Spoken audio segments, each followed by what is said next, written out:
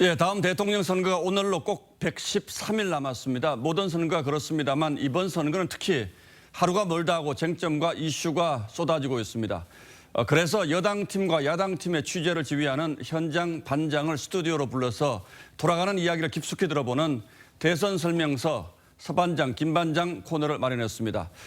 뉴스에서는 전해드리기 어려운 정치권의 깊숙한 뒷얘기들을 저도 많이 기대하겠습니다. 여당의 서주민 반장, 그리고 야당의 김정우 반장이 나와 있습니다. 먼저 여당 이야기부터 들어보죠. 예, 제가 준비한 설명서는 이재명의 타타타입니다. 과거에 타타타라는 노래가 있었는데 그 노래가 아니라 남에게로 책임을 돌린다는 타타타시군요. 그렇습니다. 이 후보 선출 한 달이 넘었고 또 이 매머드 선대위까지 꾸렸는데 지지율은 아직 이 답보 상태죠. 예. 그래서일까요? 요즘 부쩍 남 탓이 많아졌습니다.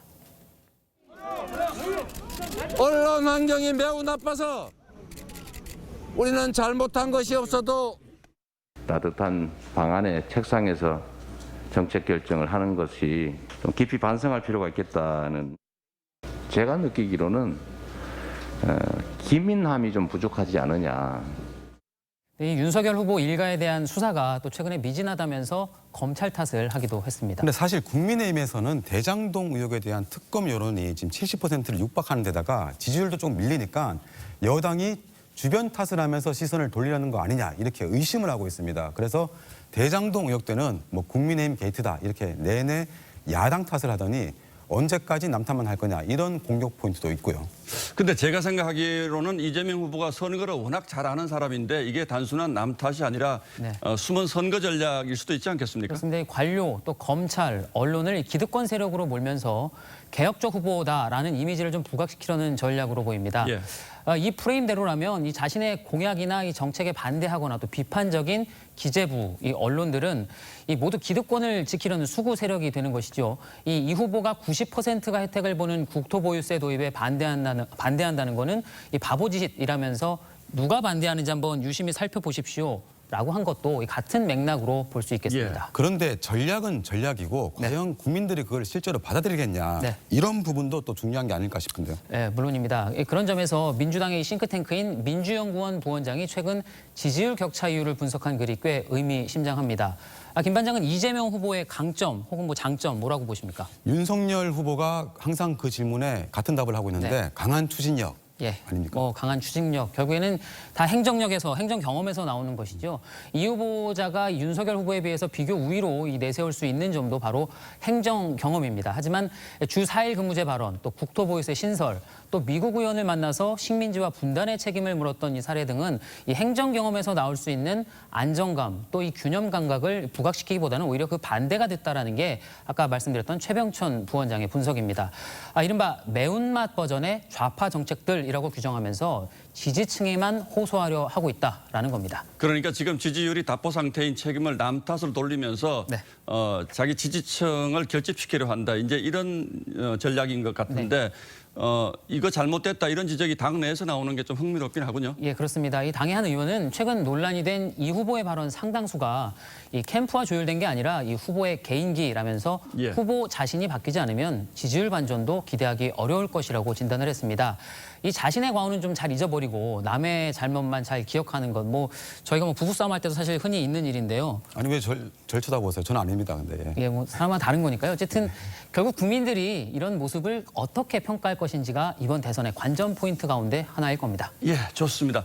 야당은 지금 아직 선대위 구성이 안 됐는데 이제 이번 주 후반에 선대위 구성한다는 것 아닙니까? 이거 앞두고 지금 상당히 내부에서 잡음들이 있는 것 같은데 기싸움이 그렇게 심합니까? 네, 맞습니다. 윤석열 대선 후보 그리고 김종인 전 위원장, 이준석 대표 이 세 사람의 삼각관계로 지금의 상황을 설명을 해드리겠습니다. 예.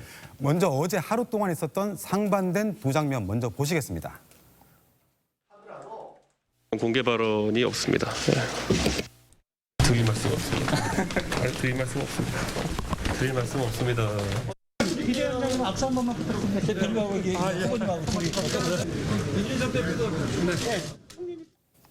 자, 그러니까 뭔가에 항의하는 뜻으로 이준석 대표가 아침 회의에서는 저는 할 말 없습니다. 이렇게 얘기를 하고 나니까 오후에 이제 윤석열 후보하고 이준석 대표가 만나서 이제 갈등을 봉합했다. 이건 저희가 이제 보도한 내용인데 그 사이에 무슨 일이 있었던 겁니까? 아니면 아닌 게 아니라 그 어젯밤에 또 두 사람이 짜장면 먹으면서 선거 전략을 논의하는 그 사진을 SNS에 올렸잖아요. 예. 이 민주당 사람들도 이걸 두고 이게 두 사람이 진짜 싸우는 거냐 아니면 전략적으로 의도적으로 그런 모습을 노출시키는 거냐 물어보는데 사실 저도 답을 잘 못하겠더라고요. 전략적이냐 그 부분인데 그 뒷얘기를 좀 지금부터 들어보시면 이해가 되실 겁니다. 예. 아시는 것처럼 그 국민의힘 당원 당규에 대선 후보가 당무 우선권을 지도록 이렇게 규정이 되어 있습니다.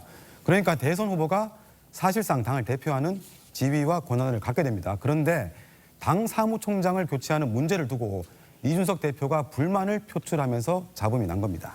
그러니까 대선 후보가 뽑히고 나면 사실상 당 대표라는 것은 큰 의미가 없고 당의 모든 것은 대선 후보가 관할을 하게 되는 것인데 그렇다면 사무총장도 당연히 윤석열 후보가 교체할 수 있는 것 아닙니까? 그런데 이제 후보가 직접 자기한테 이해를 안 구하고 윤 후보 측 5선 중진 의원이 한기호 사무총장을 설득한 게 빌미가 됐습니다. 예. 그 사실이 보도가 되니까 이 대표가 크게 화를 냈고 다음 날 최고위에서 무건 시위까지 했습니다. 자, 그래서 갈등이 심하다 이런 얘기가 나왔군요. 그러나 어쨌든 결국 지금 윤석열 후보 비서실장을 맡고 있는 권성동 의원을 사무총장으로 바꾸기로 하면서 이제 갈등이 봉합이 된 거죠. 네, 맞습니다. 하지만 양측 사이에서는 여전히 불만 섞인 긴장 기류가 흐르는 게 사실입니다.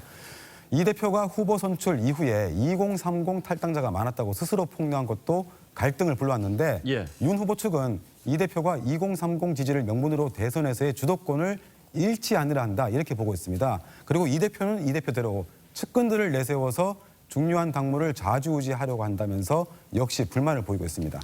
국민의힘의 가장 큰 약점이 이제 2030 세대의 지지세가 약하다는 거고 그 강점을 이준석 대표가 가지고 있으니까 윤 후보로서도 이준석 대표를 무시하기는 어려운 이런 상황이 이제 갈등의 한 축이 되고 또 하나가 있죠. 김종인 비대위원장 아직은 이제 당 밖에 있습니다만 김종인 비대위원장 전 비대위원장과 윤석열 사이의 주도권 싸움 이것도 지금 좀 있는 것 같아요. 아직 두 사람 사이에 신경전이 표면화되지는 않았지만 그래도 윤 후보 측 입장에서는 선대위에 김종인 뜻 이런 게 과도하게 반영되는 걸 경계를 하고 있습니다.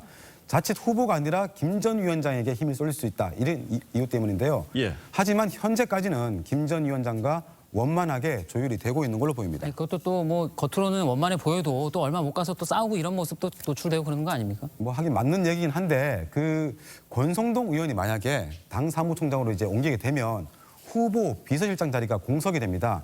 이 자리에 지금 수석 대변인인 이양수 의원이 거론이 되는데 혹시나 이렇게 장제원 의원이 올 경우에 또 갈등이 표면화될 수가 있습니다. 윤 후보는 장 의원을 크게 신뢰를 하고 있는데 아들 문제로 하차를 했지 않습니까? 그런데 김 전 위원장하고 장제원 의원 사이 관계가 편치 않은 상황입니다. 쉽지는 않을 것 같은데 어쨌든 장제원 의원의 컴백 가능성도 좀 있습니까? 현재로서는 크지 않습니다. 예. 뭐 사실 국민의힘 지지율이 요즘 많이 오르긴 했는데 뭐 그렇게 이렇게 자리 다툼하는 모습들이 자꾸 노출되다 보면 그러다 또 한 방에 훅 간다 사실 이런 시각도 있거든요. 그러니까 사실 민주당에서도 벌써부터 이게 오만한 거 아니냐 이렇게 공격을 하고 있기도 하고요. 그 부분은 저도 인정하겠는데요.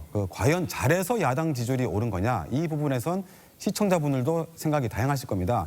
국민의힘 내부에서도 노회한 구태 정치인들이 자리 사냥에 뛰어드는 순간 순식간에 판세가 뒤집어질 수 있다 이런 우려가 나오는 게 사실입니다. 예, 과거 선거에서도 사실은 그런 장면들이 많이 나왔으니까 민주당이든 국민의힘이든 제일 경계할 게 이제 오만이다 이제 이런 내부 판단을 하고 있을 겁니다.